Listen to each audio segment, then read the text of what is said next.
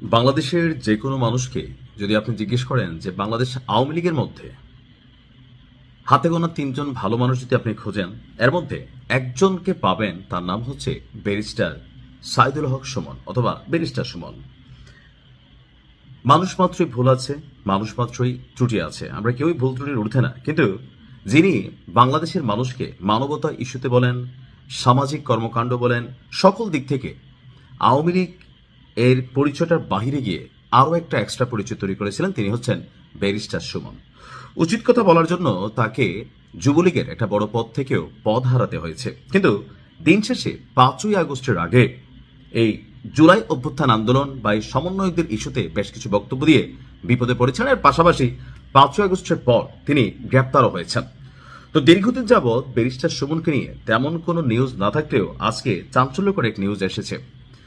Bangladesh supreme court আইনজীবী সমিতি, ওই সমিতির 2026 এবং 27 মেয়াদের যে নির্বাচন আছে, সেই নির্বাচন আগামী 11 এবং 12 মার্চ অনুষ্ঠিত হতে যাচ্ছে।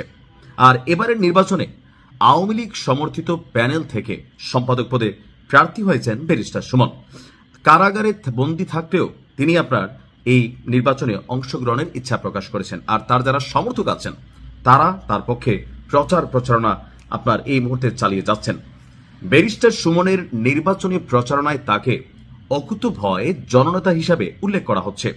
হত্যা, জেল, জুলুম, লুণ্ঠন এবং মব জাস্টিসের বিরুদ্ধে তিনি ছিলেন এক প্রতিবাদী কণ্ঠস্বর। তারা যা সাপোর্টার তারা তেমনটাই বলছেন। সমর্থকদের দাবি, সুশাসন প্রতিষ্ঠা এবং ন্যায় বিচার নিশ্চিতের লক্ষ্যে কারাগারের অন্ধকার প্রকোষ্ঠ থেকেই তিনি আইনি অঙ্গনের মর্যাদা রক্ষায় লড়াই চালিয়ে যাচ্ছেন। ব্যারিস্টার সুমনের বেশ কিছু ভিডিও ভাইরাল হয়েছিল।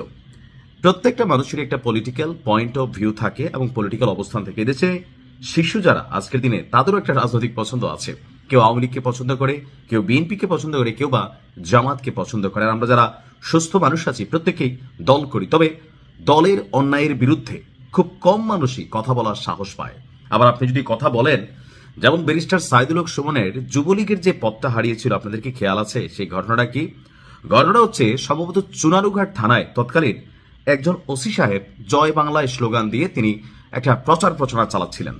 তো ব্যারিস্টার সুমন সেইটার প্রতিবাদ করেছিলেন। তিনি বলেছিলেন, আইনের মর্যাদায় যিনি থাকবেন, অর্থাৎ যিনি আইনের রক্ষক হবেন, তাকে দলমতের ঊর্ধ্বে থাকতে হবে। বাংলাদেশে কি জয় বাংলা বলা লোকের অভাব পড়েছে যে একজন থানার ওসি তিনি জয় বাংলা বলবেন? তো তিনি যখন জয় বাংলা বলেন, এটা একটা দলকে রিপ্রেজেন্ট করা হয়, তাহলে আইনের সুশাসন প্রতিষ্ঠা সেটা নষ্ট হয়। আর ব্যারিস্টার সুমন যখন এই বিষয়ে কথা বললেন, তখনই তাৎক্ষণিকভাবে আওয়ামী লীগ তাদের যে প্রতিহিংসা পরায়ণ চরিত্র, সেই চরিত্র থেকে ব্যারিস্টার সুমনকে যুবলীগের পদ থেকে অব্যাহতি দিয়ে দিল। তিনি সম্ভবত আইন বিষয়ক সম্পাদক অথবা ভালো কোনো একটা পদে ছিলেন। আর ব্যারিস্টার সুমন এই পদ থেকে সরার পরে তাকে বিভিন্ন পদ থেকে কিন্তু বহিষ্কার করা হয়েছে। আর অবশেষে যে নির্বাচন হয়েছে, আমি বিশ্বাস করি, আমার মতো নিশ্চয় অনেকে বিশ্বাস করেন, যে এই মুহূর্তেও যদি ব্যারিস্টার সুমন তার নিজ নির্বাচনী এলাকা থেকে নির্বাচনে দাঁড়ায়, আর জনগণ যদি পলিটিক্যাল পয়েন্ট অফ ভিউর বাহিরে গিয়ে স্বতন্ত্র প্রার্থী হিসেবে কাউকে চিহ্নিত করে বা নির্বাচিত করে, ব্যারিস্টার সুমন তাদের একজন। হ্যাঁ, পলিটিক্যাল পয়েন্ট অফ ভিউতে তার দুষ্টুটি থাকতেই পারে, তবে ব্যারিস্টার সুমন আমার কাছে আওয়ামী লীগে থাকা যতগুলো মানুষ ছিল তাদের মধ্যে ভিন্ন একজন ক্যারেক্টার ছিল। তবে প্রত্যেকেরই একটা লিমিটেশন আছে। দেখা যাক ব্যারিস্টার সুমন এই মুহূর্তে কতটুকু সফল হন। তবে আমার ধারণা এখানে ব্যর্থ হবেন। কেন? কারণ তিনি আওয়ামী লীগের প্যানেল থেকে দাঁড়াইছেন। এটা হচ্ছে এই মুহূর্তে একটা ফ্যাক্ট। তারপরেও দেখা যাক কি হয়। ভালো থাকুন।